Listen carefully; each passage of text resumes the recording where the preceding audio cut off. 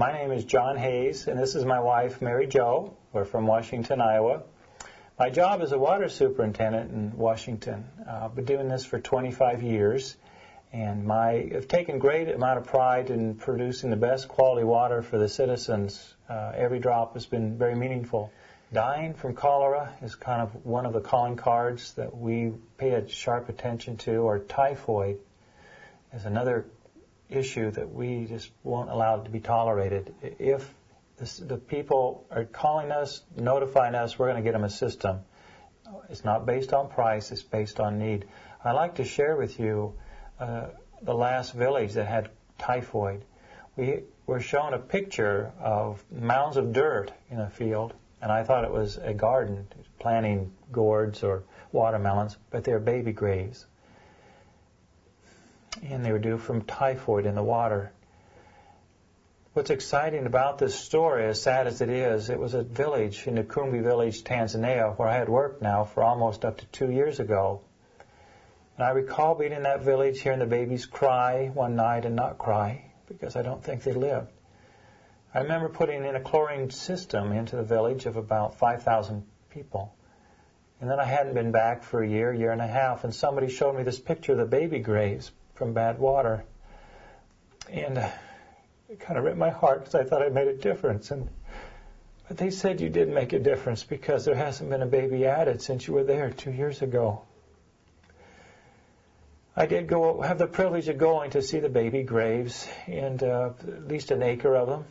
And I also got to talk to the hospital administrator.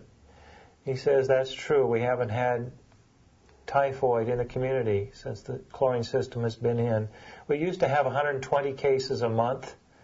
Now we're down to virtually none, 2 or 3 cases a month, because of the chlorine in the system is working so good. We'll show the process of how to make chlorine. I want to make a note that to make chlorine is to pass salt water through and out comes chlorine. We do not, however, pass unpotable water through without salt and makes potable water. That's not the process. We are just clarifying we're just making chlorine only and adding a small amount of chlorine to water to make it potable. We want to start the process by getting a grab sample out of the local stream. It's usually nasty, non-potable. We like to take salt, 2 tablespoons of salt. It could be rock salt, evaporated salt, sea salt, or a side note, you can run pure ocean water through this machine and it will turn into chlorine. But in this demonstration, we'll just use regular salt. We add the salt container to our non-potable water. We shake it. We have now salty water. That's all we have. We take the chlorine generator. We attach the leads to a battery, red on red, black on black, 12-volt battery. You pour the salt water in and out comes chlorine. For the purpose of our talk, we want to say that 1 liter of chlorine, which we're making, is enough to treat 500 gallons of unpotable water, which will make it potable. The process of pouring this in 4 times will take 5 minutes.